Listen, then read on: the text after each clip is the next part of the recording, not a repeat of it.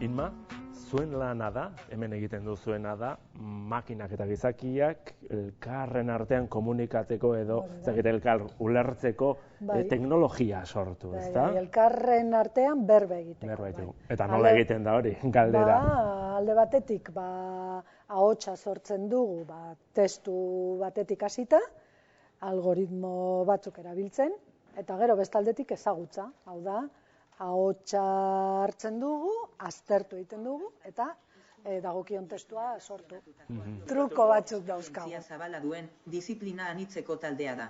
Mintzamenaren ezagupena, testu ahots bihurketa eta ahots... Entzuten ari zareten honetan, makina bat ari da hizketan, ez da grabazio bat. Berbaldia, ahots sintetizagailu batek sortu du, Aholabek garatutako teknologia batek. Aholab da, ahots teknologiak garatzen dituen Euskal Herriko Unibertsitateko laborategi bat. Orain arte, gizakia eta makina idatziz komunikatu dira, botoiak tarteko. Baina gaur, hasiak gara smartphonei edo tabletei hitz egiten, eta haiek erantzun eta agindutakoa betetzen dutela gainera. Android sistema eragileak dakarren ahots teknologiarekin apur bat jolastuko dugu orain, ea elkar ulertzen dugun. iratecnopolis.org Webgune batera zuzenean jo, mapa jakin bat ireki, GPS-a programatu. Hori guztia ingelesez, gaztelaniaz, edota gainerako hizkuntza handiak erabiliz bakarrik egin daitezke. Aholab, lanean ari da makinek euskaraz ere egin dezaten. Bilboko mapa. Bereziki ahots sintesia lantzen du. TTS edo Text to Speech delakoa. ¿Qué tiempo hará mañana? The weather will be tomorrow. Hauek dira pausoak. Badaukazu alde batetik, eredu modulu linguistikoak, eta gero beste alde batetik behar dituzu eredu akustikoak. Eta gero, algoritmo batzuekin... Software, jendeak ulertzeko. Software batekin, soinuak lotu... Akerrak tadarrak okerrak ditu. Eta handik ahotsa atera, ahal dugun bezain ondo, edo bezain natural. Naturaltasuna, hori da behar bada erronka. Hasieran inteligibilitatea zen erronka, orain dela. Ulertzea. Eta ja gaur egun naturaltasun baino gehiago esango nukenik emozioak jarri ahots sintetikoan. Mozule hori, hippia ematen duketa! Berbaldia osatzen duten oinarrizko elementuak, sintesi unitateak edo fonemak, audioko edo bideoko horrelako grabazioetatik eskuratzen dira. Hemen, hizlariaren aurpegia ere grabatu zen, emozio bakoitzari zegokion keinua jasotzeko. Idatziz. Berbatek proiektuaren adarretako bat da, bikoizketa automatikoa egiteko demo hau. Eluiar Fundazioko Igor Leturia ikertzaileak garapenean parte hartu du. Hemen da Berbatek proiektuan barruan beste demo batin jauena, erakusteko nola hizkuntza teknologia, kasu honetan lagundu leiken, itzulpenan edo sektoreari, eta kasu honetan, audiovisualen bikoizketako. Hemen, oin momentu honetan, gabitz ikusten bideoan jatorrizko bertsioa, guk hartu dugun jatorrizko bertsioa, gaztelaniazkoa. Abia puntua da gaztelaniazko bideoa, eta baita bideo horretan esaten denan transkripzioa. Beste ibari transkribatu bertan esaten dena. Eta orduen hortik automatikoki sortzen da azpitituluen fitxategi bat, esaldi bakoitza noiz hasi eta noiz bukatzen dan, eta gero gaztelaniazko azpititulu fitxategi hori euskerara itzultzen da automatikoki, eta gero sortzen da euskerazko audioa edo euskerazko ahotsa berriro automatikoki.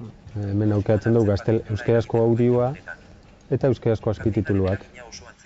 Beste faktore batzuk ere badute, adibidez, botikak hartzea edo tabako erretzea eta emakumeek... Transkripziotik azpitituluak erausteko teknologia bikontekena da, itzulpen automatikoa izana eta ahotsa da Aholaben teknologiakin automatikoki sortutako ahotsa da. Nolanahi ere, gorputzak abitua da kafeina kontsumoa. Magia esan da nek. Magia. Bai, magiko xamarra da bai egiz esan. Kaixo Inma, nire ahotsa neska baten ahotsa bihurtuko dugu eta edo amona baten ahotsa. Adibidez, ez? Gauzak zaila jarri dizkiogu. Kaixo Inma, nire ahotsa neska baten ahotsa bihurtuko dugu eta... Neska naiz, bai? Amona baten ahotsa. Adibidez, ez? Adibidez, amona. Nik egin dut amona eta neska dana batera, Dena claro, batera. bai, ez? Es realmente increíble. Ahots sintesi aurreratuak askotariko erabilerak izan ditzake.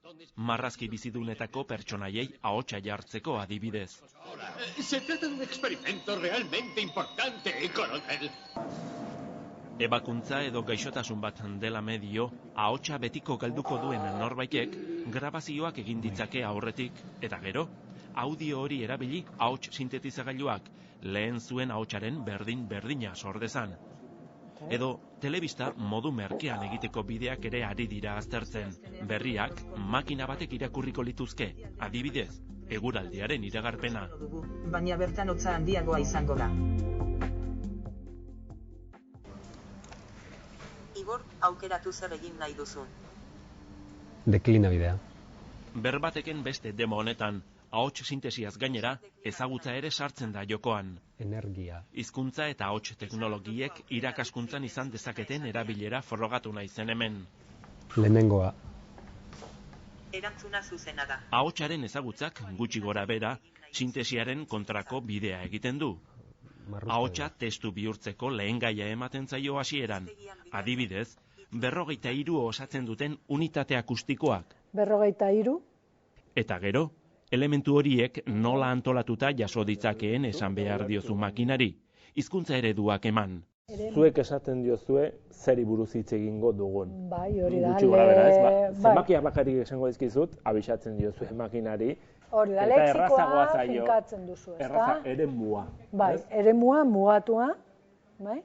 Gero, egin dezakezu apurtxu bat komplikatuagoa eta gramatika bat sartu, baina gramatika ere mugatua. Sintasia adibidez ezagutzeko non jaio zen Newton. Kargatuta ez duen lexikoa edo hizkuntza erabiliz hitz egiten badiozu, sistema ez da gai izango ulertzeko. Ardoa eramango dut nik. Eta pertsona bati bezala hitz egingo banio hizkera jarraian. Ulertuko luke, lenguai ereduak baldin badauzka. Hay que llevar algo. Hori testu asko hartzen dira, hitzen arteko estatistikoak eta kateen probabilitateak kalkulatzen dira, eta hori informazio guztiarekin eraikitzen dira eredu linguistikoak. Lan hori egiteko, interneten adibidez eskura daiteken testu kantitateak baldintzatzen du besteak beste hizkuntza baten garapen maila arlo horretan. Hor ere, hizkuntza handien eta txikien arteko tartea begibistakoa da.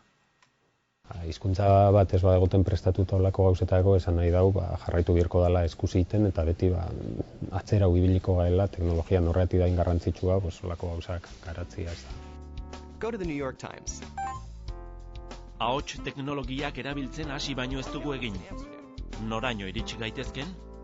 Adibidez, nola dakizue erreportaje honi ahotsa jarri diona gizakia ala makina den? Note to self, pick up some chicken teriyaki for dinner. Call Nicholas Jitkoff at home.